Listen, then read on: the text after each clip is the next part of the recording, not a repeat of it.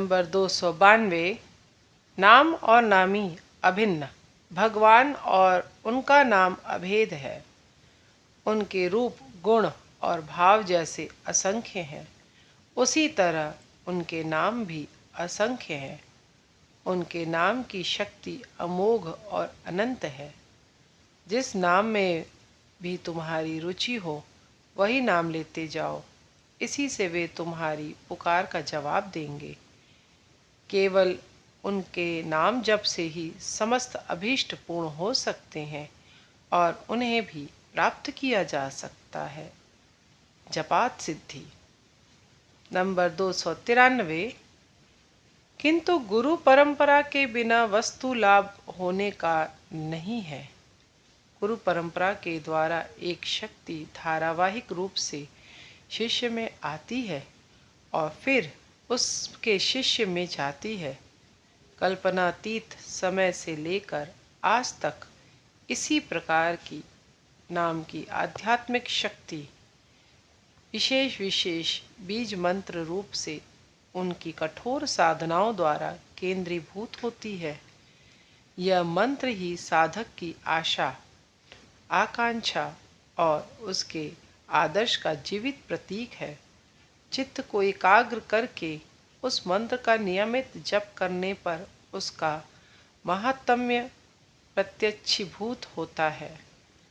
पर जिन्होंने गुरु परंपरा से मंत्र पाया हो, ऐसे शुद्ध चित्त साधक के पास से यथाविहित दीक्षा ग्रहण करनी पड़ती है और उनके प्रति पूर्ण श्रद्धा विश्वास रखकर उनके उपदेश अनुयायी साधन भजन करने से शीघ्र ही सिद्धि प्राप्त होती है। नंबर 294। यदि कोई दरवाज़ा बंद करके सो रहा हो तो उसका नाम लेकर पुकारने तथा दरवाज़ा खटखटाने से जैसे वह जागृत होकर जवाब देता है और दरवाज़ा खोलकर दर्शन देता है, उसी प्रकार सरल विश्वास और भक्ति के आवेग के साथ इष्ट मंत्र का जप और साधन करने से सब जीवों के हृदयाशी इष्ट देवता जागृत होकर हृदय मंदिर का दरवाज़ा खोल देते हैं और साधक को दर्शन देकर कृतार्थ करते हैं।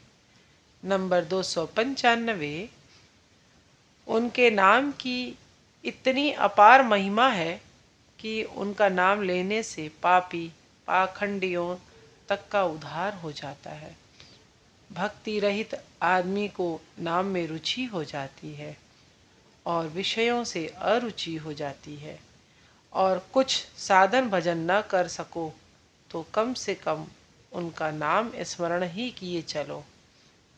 उनके पास व्याकुल होकर प्रार्थना करो, मन को बल मिलेगा, शांति मिलेगी और उनकी कृपा से समय पर प्रेम भक्ति के अधिकारी होगे।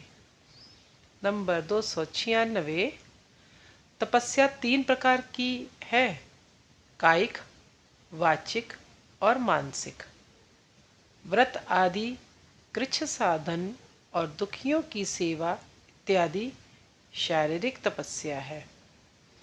सत्य परायणता वाचिक तपस्या है और इंद्रिय संयम तथा ध्येय वस्तु में एकाग्रता साधन मानसिक तपस्या है। और जो परमार्थ लाभ के प्रयासी हैं, उन्हें इस त्रिविध तपस्या का आचरण करना चाहिए। नंबर 297। धर्म कहने से ईश्वर की उत्कट चाह और उनका अभाव बोध समझा जाता है। उसी चीज का अभाव हमें तीव्रता पूर्वक महसूस होता है, जिसके न मिलने पर प्राण धारण असंभव हो, जैसे वायु, अन्न, वस्त्र, वास स्थान। हम क्या सचमुच में भगवान को उसी तरह चाहते हैं? बात तो यह है कि हम उन्हें छोड़कर और सब कुछ चाहते हैं, क्योंकि हमारे जीवन धारण के लिए रोजाना का जो साधारण अभाव है वह बाह्य जगत से ही पूर्ण हो जाता है। जब हमें ऐसी किसी वस्तु की ज़रूरत होती है तो बाह्य जगत से कभी सिद्ध होने वाली नहीं है। जब अंदर की भूख प्यास मिटाने की ताकत उनमें नहीं है, ऐसा समझ पाते हैं, तभी हम अपने अंतर की ओर तो ताकते हैं और वही खोजते हैं। जब हम दुख भोगते भोगते अपने हार्ड हार्ट से शिक्षा पाते हैं कि जो कुछ कर रहा हूँ सब बच्चों का खेल है, जगत स्वप्न के समान मिथ्या है, अपना समझकर जिसको पकड़ता हूँ वही हाथ से खिसक जाता है, तब ऐसी कोई नित्य वस्तु के लिए प्राण व्याकुल होते हैं जिसे पाकर सब दुख और अभाव जड़ से दूर हो सके। वह वस्तु है एकमात्र परमेश्वर। इस प्रकार की मन की गति धर्म की प्रथम सीढ़ी है। विषयों में वैराग्य और ईश्वर का अभाव बोध